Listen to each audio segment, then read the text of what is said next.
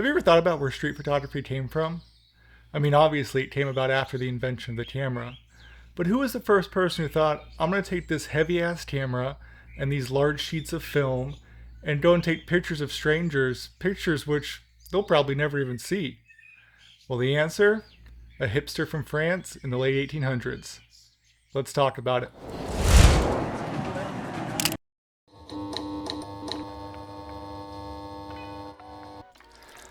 Now, I love street photography.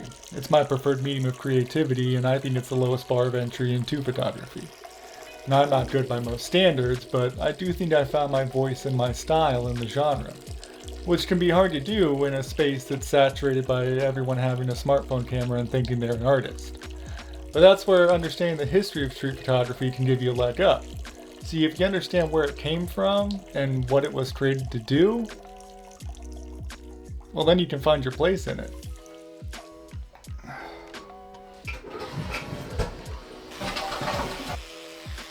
So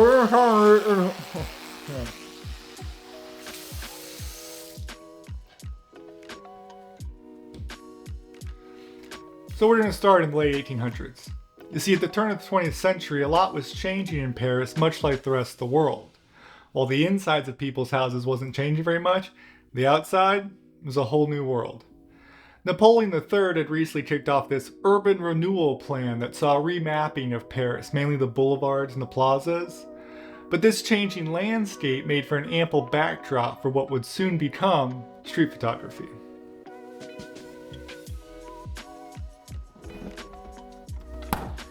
Eugene Atget, now I'm not French, I probably pronounced that wrong, but he was a professional photographer at this time. Now he mainly specialized in photographing things like trees and bushes and buildings, things that architects and students would use in their studies. But his mastery of the skill set him apart from other camera-slinging gentlemen of the time known as the flaneur, or the equivalent of the modern-day hipster. The flaneur were lackadaisical men of means who had the wealth to purchase cameras and the status to safely travel the streets. Eugene Atget was definitely a flaneur, but it was his passion that would change the world. In 1898, when Atget was 41 years old, he began photographing what was quickly becoming Old Paris. Now, his native instinct for the depiction of space made his photographs quite striking for the time, and in his practice, he actually created much of the vocabulary that we still use today when talking about photography in public spaces. But it was all in French, so I don't know any of it.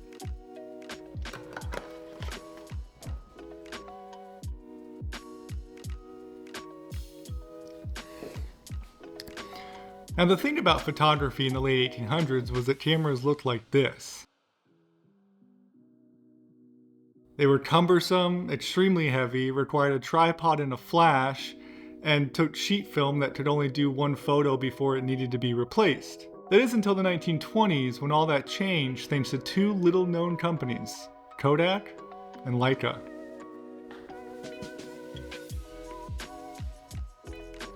By the 1920s, smaller compact cameras were on the rise. Kodak had begun manufacturing the roll film, which could accommodate several photographs on a single roll of film before needing to be replaced, and Leica had just introduced the first popular version of the compact 35mm camera. The Leica 1 was introduced in the mid-1920s, but it wasn't until the 1930s that it was widely marketed. These smaller cameras was where street photography began to erupt. Photographers could be more nimble, switch between portrait and landscape, focus in an instant, and to carry the camera in their hands. This meant wherever you could get your face and your hand, you could get a photograph. This compact camera led to the emergence of Henri Cartier-Bresson, a master in candid photography and a pioneer in street photography. Bresson is probably the one name that everybody knows even if they've never even picked up a camera before. Bresson was the son of wealth, so acquiring a camera and traveling the world was quite accessible for him. He traveled to Mexico and Cuba and Spain and then back to France, where he became quite popular making the first street photographs as we know them today. He was definitely a master of the craft, and much of what we know about good composition and timing comes from Bresson. He actually created the idea of the decisive moment. Now, we may think of the decisive moment as capturing an image at the right time, but it was so much more than that to Bresson. Bresson believed that the decisive moment was a sliver of time in the mind of the photographer.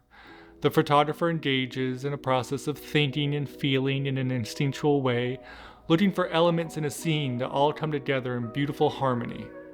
Now that is classic photography.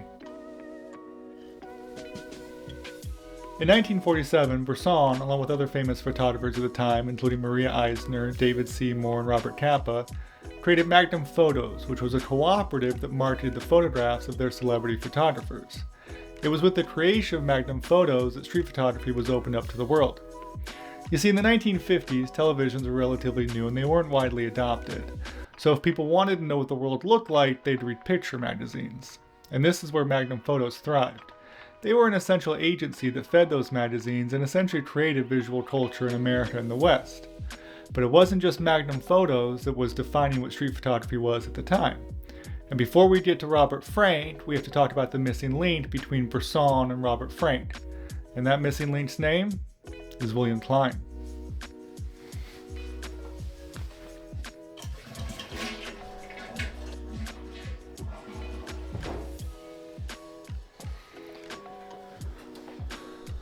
William Klein is commonly overlooked when talking about street photographers.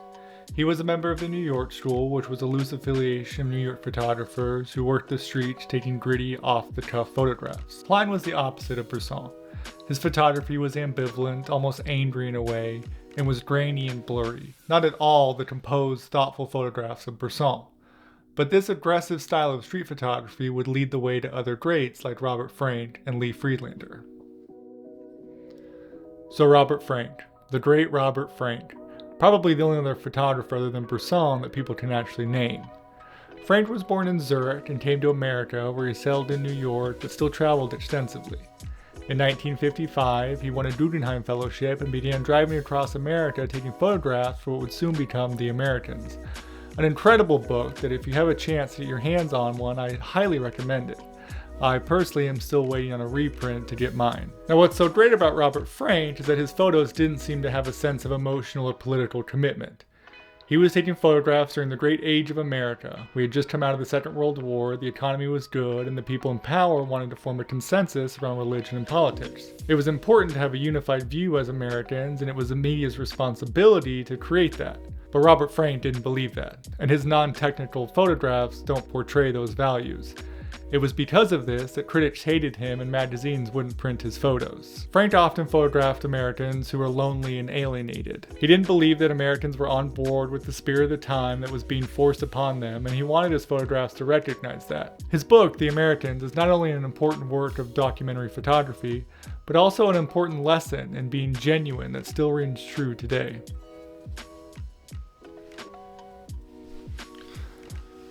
Now, the 1960s wasn't the Wild West of street photography as it may seem. During that time, the photography world was run by a handful of individuals who could make or break careers or even entire thoughts about what photography was. One of these individuals, John Sarkovsky, the then director of the Department of Photography at the Museum of Modern Art, believed that street photography / social documentary, he lumped those two things together, was the essence of photography and that the world needed to recognize that. It was because of this belief that in 1967, Sarkovsky created a show called The New Documents, which included only 3 photographers, individuals he believed would lead the world into the next chapter of photography. One of these individuals, a personal favorite of mine, is Lee Friedlander.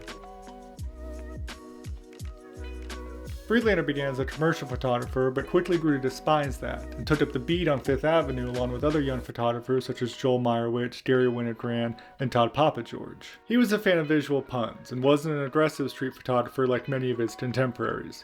He saw people as part of his frame and considered them in his composition. He loved visual puns and saw it as a puzzle to solve. He is perhaps one of the more artful street photographers of the time, and his book, Self-Portraits, which I have a copy of right here, is an incredible work of nuanced self-portraits in which his essence is inserted in the frame in some way. Really a great body of work. The other 2 photographers in the show were Gary Winogrand, an athletic photographer who was an astute observer whose photographs contained so much life, and Diane Arbus, who liked to photograph what she called freaks. Now, I don't consider Diane Arbus a pillar of street photography, but she is an interesting character to learn about. She started as a fashion photographer with her husband, but when her marriage fell apart, she took to Central Park to take street photography. Arbus hated the grain that 35mm film produced, so she could always be seen with a large format camera and a flash, a real throwback. Now she called her subjects freaks, but her intention in photographing them is widely debated. She famously photographed the New Jersey Giant, but her photograph portrays him in an uncomfortable manner, slumped below the ceiling, towering over his parents. This was in stark contrast to the heroic nature he was normally photographed in. Before she committed suicide, her final project was a collection of photographs of developmentally disabled adults of all ages who lived together in a home in New Jersey. Now let's take a moment and reflect on what all these photographers have in common. Black and white. Now this is out of necessity, because you see, at the time, 125 ASA was the highest exposure photography you could get for a relatively cheap price. This meant you were only taking color photos in great daylight, so night photography, handheld was out of the question, photography on a cloudy day was out of the question, and even indoor photography was out of the question. A lot of photographers at the time have said that they would have preferred to shoot more color photography if it wasn't so cost prohibitive. However, in the 1950s, a woman photographing chalk art would be a pioneer in color street photography. Helen Levitt began making street photography in the 1930s in Manhattan, primarily in black and white, as was the norm at the time.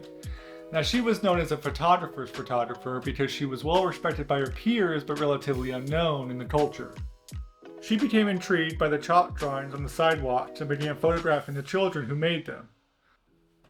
While she was a proficient black and white photographer, her photos became even more lively with her use of color, and her ability to convey the emotion of the moment and find beautiful symmetries in her colors was almost unmatched at the time.